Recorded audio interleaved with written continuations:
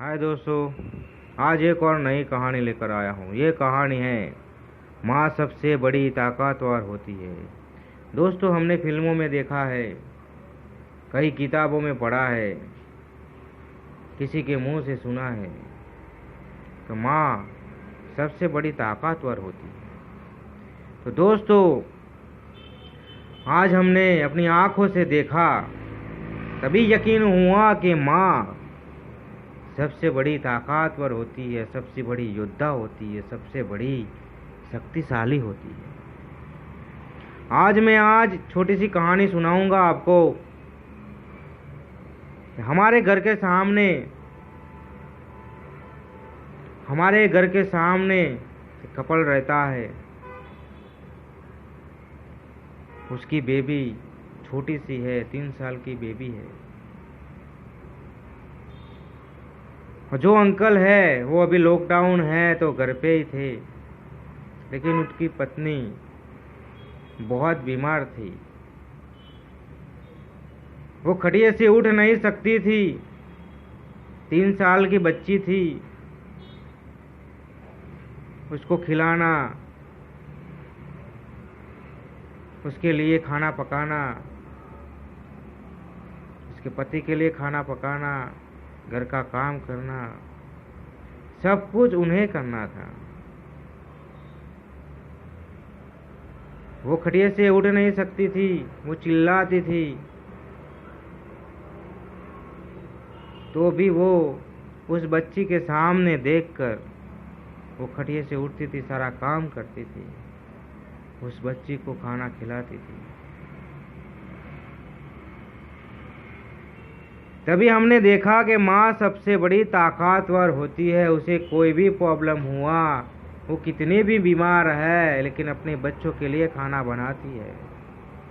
और आज हम थोड़ा सा काम करके आते हैं तो कहते हैं, माँ मैं बहुत थक गया हूँ, मुझसे कोई काम नहीं होता, मुझे कोई काम मत बताना, मैं नहीं कर सकता। और माँ कितनी भी बीमार है, सुबह उठती है, चाय नाश्ता बनाती है, हमारे लिए खाना बनाती है, कपड़े धोती है, घर का सारा काम करती है। वो थोड़ी सी बैठती है तो और कोई चिल्लाता है कि ये काम कर दो, वो काम कर दो। हमने कभी उसके बारे में सोचा नहीं है, कभी सोचा नहीं है, क्योंकि माँ शक्तिशाली होती है, हमारे घर की योद्धा होती है, वो ताकतवर होती है।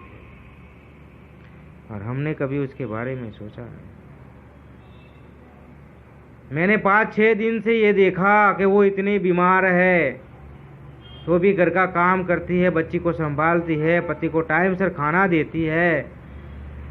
तो इतनी ताकत कहाँ से आती है, इतनी शक्ति कहाँ से आती है?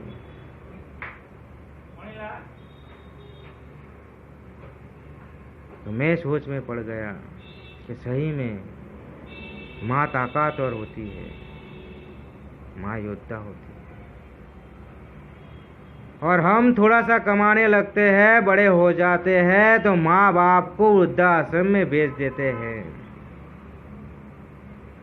कभी हमने एक बार उनके बारे में नहीं सोचा कि हमें कैसे बड़ा किया है, कितनी परिस्थिति खराब थी हमारी। हमें पढ़ाया लिखाया, उनके घर में खाने के दाने नहीं थे, वो काम करते थे, मजदूरी करते थे, हमें पढ़ाया। और आज हम अच्छी सी पोस्ट पे आए तो माँ बाप को वृद्धाश्रम में भेज दिया, माँ बाप को वृद्धाश्रम में भेज दिया। माँ जब भी बीमार थी तो एक बार भी नहीं कहा कि मुझसे काम नहीं होता, मैं बीमार हूँ, मैं बीमार हूँ। उसने एक बार भी नहीं कहा। आपने जब भी कहा है, माँ मुझे भूख लगी है, माँ मुझे भूख लगी है, तो उससे कितना भी बुखार हो, खटिया से उठ जाती थी और खाना बनाती थी।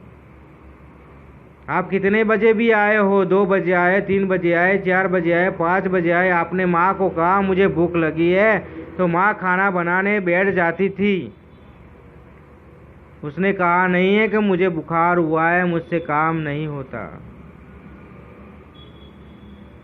और आज माँ बाप को वृद्धाश्रम में भेज रहे हैं लोग।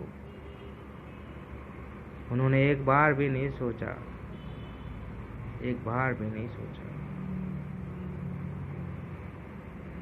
जब बड़े बड़े घरों में काम वाली 1-2 दिन नहीं आती तो चिल्लाने लगते हैं कि आज काम वाली नहीं आई, काम वाली नहीं आई।